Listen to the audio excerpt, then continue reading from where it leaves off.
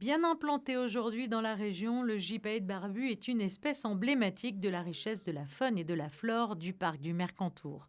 Longtemps prénommé l'oiseau de Satan, cet impressionnant vautour d'un peu moins de 3 mètres d'envergure, aux yeux jaunes entourés de rouge, a terrifié les populations du 19e siècle, à tel point qu'il a été persécuté et éradiqué des Alpes. Bien qu'il soit un atout vital à la biodiversité, ce n'est qu'il y a 30 ans qu'il fut réintroduit dans les Alpes. Le gypaète barbu, c'est une espèce qui avait complètement disparu de toutes les Alpes et donc qui a été réintroduite petit à petit à la fois dans les Alpes du Sud mais dans tout l'arc alpin. Donc un programme vraiment international de coopération entre tous les pays et c'est vraiment une super réussite parce qu'aujourd'hui on a plusieurs dizaines de couples nicheurs à travers les Alpes. Ce qui est un peu difficile avec le gypaète, c'est que sa maturité sexuelle intervient assez tard. Donc on relâche des oiseaux qui sont jeunes, qui sont de l'année et il faut attendre 7-8 ans avant qu'ils soient en capacité de se reproduire. Donc là c'est vrai que les premières années, on les lâchait, ils partaient et puis on espérait les retrouver, mais ce n'était pas forcément toujours le cas.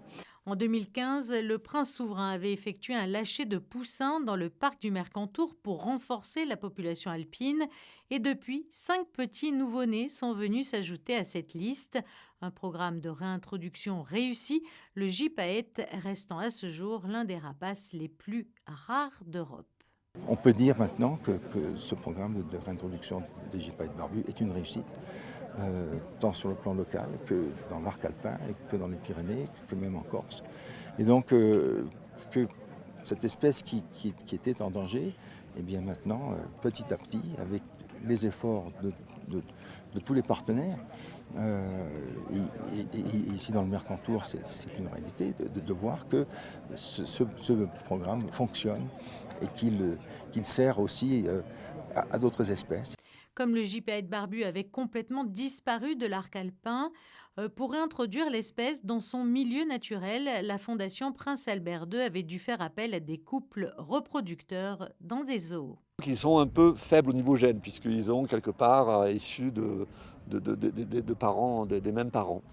Et donc c'était important en Corse, puisqu'il y avait des populations donc, qui étaient installées depuis longtemps, donc avec des gènes insulaires, d'essayer de les croiser. Et le gypaète, il n'aime pas traverser la mer.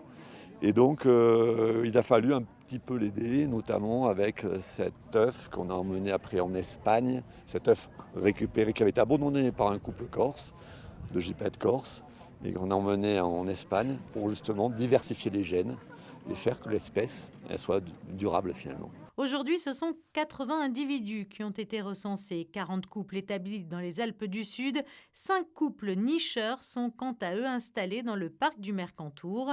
Et le dernier né de l'un des couples a pris son envol samedi. Il a été surnommé Trinta en hommage à ce 30e anniversaire de la réintroduction du gypaète.